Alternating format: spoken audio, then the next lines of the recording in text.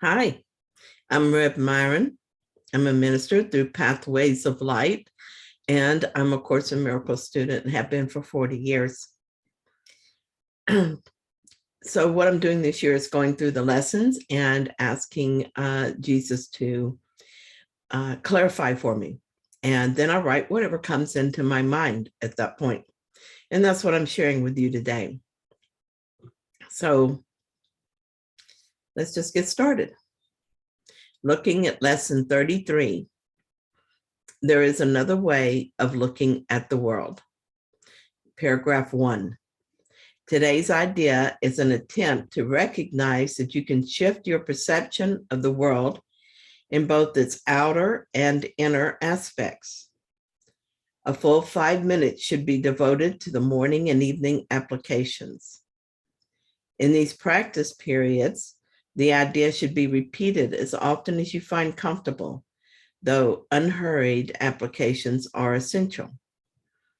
Alternate between surveying your outer and inner perceptions, but without an abrupt sense of shifting. So there's another way of looking at the world, and this is another major lesson, even if Jesus is not discussing it here. Instead, he's introducing it slowly, focusing on using it and thus letting us experience its helpfulness. As we use this idea more often, we will see that it is a very practical way of returning us to peace when we are upset. I'm sure that nearly everyone will argue against this lesson at some point. There will be times when it seems that it is not possible to see things differently. My experience has proven to me that there is always another way to see. Since our minds are split now, we have a choice as to how we see the world. We can look at it from the perspective of the ego. In this case, we will experience fear in all its forms: anger, hatred, resentment, loss, pain, suffering, and death. Or we can choose to see it from our holy mind, and we will experience life differently, seeing it from the perspective of love. Life will feel joyful and peaceful as we recognize there is always either love or a call for love. And we will come to know the joy of answering the call for love with love. So inner and outer are the same. In paragraph 2, he says, merely glance casually around the world you see as outside yourself. Then close your eyes and survey your inner thoughts with equal casualness.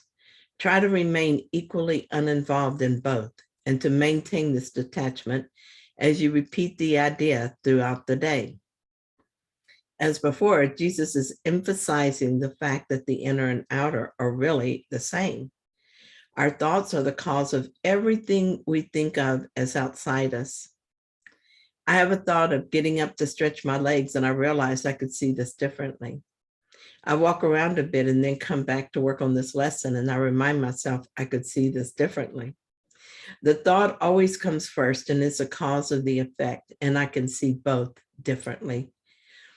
Seeing the thought differently generally resolves all conflict.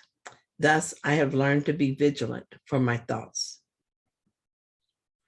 Making my decisions with the Holy Spirit. The shorter exercise period should be as frequent as possible.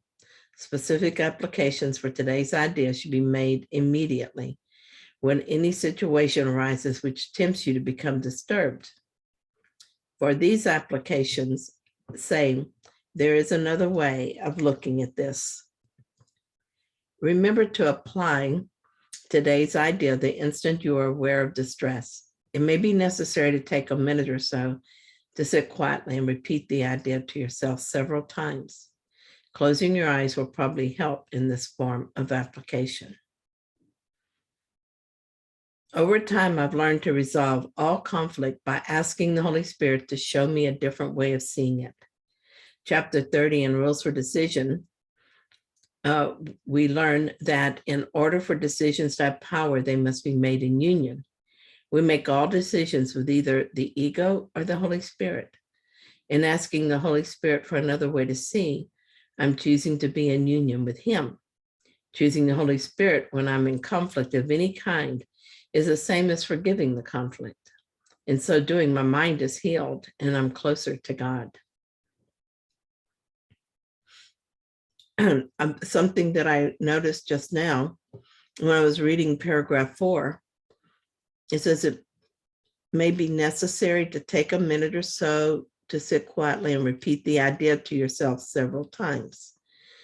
Closing your eyes will probably help in this form of application. So all he's asking us to do whenever we're in conflict is just to look at the situation, close our eyes, and say, there is another way of looking at this. And maybe say it repeatedly. But do you notice he doesn't say, and then figure out what the other way is? He just tells us to look at it and remind yourself there is another way of looking at this. And we can depend on we can depend on another way coming into our mind if that's what we truly want. I noticed when I first started doing this that I didn't always want it. I mean, I wanted to feel better, but I might not want to give up my perspective, the way that I was looking at it. But over time, as I kept practicing it and having a different experience and feeling how much happier I am, how much more at peace, now I never hesitate. I always want to see everything with the Holy Spirit. So thank you for joining me in this lesson and for watching my video. If you enjoyed it, then please like it. And if you have not yet, subscribe. Thanks. And I'll be here again tomorrow with another lesson.